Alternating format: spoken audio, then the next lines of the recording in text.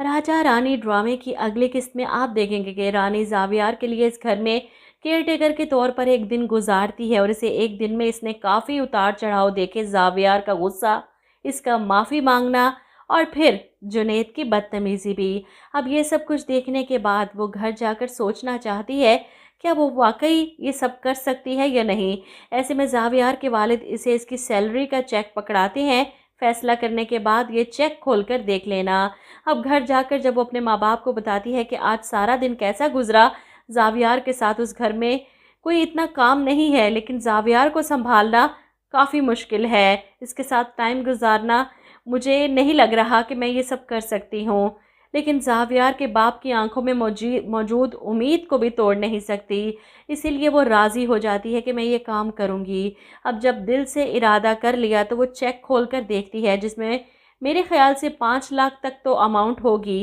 5 لاکھ نہیں تو 2-3 لاکھ جو ہر مہینے اسے ملا کریں گے، اور جس کے بعد اس کے گھر کے حالات بدل سکتے ہیں۔ رانی کو اپنی آنکھوں پر یقین نہیں آتا، اس نے تو سوچا تھا کہ 40-50 ہزار ہوں گے زیادہ سے زیادہ، لیکن لاکھوں میں یہ رقم اس سے ہضم نہیں ہو رہی۔ وہیں اس کی ماں باپ پریشان ہوتے ہیں، ماں تو اپنے شوہر سے کہتی ہے اتنی بڑی رقم، ساری مشکلیں ہماری مہینوں میں ختم ہو جائیں گی۔ وہیں رانی کے والد پریشان اس کے لیے، تم یہ بھی تو سوچو نا کہ اتنے سے کام کے لیے اتنے سارے پیسے کیوں دے رہے ہیں ہمیں۔ وہ باپ ہے اپنی جوان بیٹی کے لیے پریشان، اور وہیں ماں کو لگتا ہے یہ پیسے ہماری قسمت بدل سکتے ہیں، گھر کے حالات بدل سکتے ہیں، رانی کو یہ جاب کرنے پر وہ مجبور کریں گی اور اپنے شوہر کو بھی منا لیں گی۔ لیکن رانی لالچی نہیں، اتنے پیسے دیکھ کر تو کوئی بھی غریب لڑکی خوشی سے اچھل پڑے، لیکن رانی کافی خوددار ہے، اسی لیے تو چیک لے کر اگلے دن زاویار کے باپ کے سامنے کھڑی ہے۔ میری اتنی اوقات نہیں ہے اور نہ ہی میرا کام ایسا ہے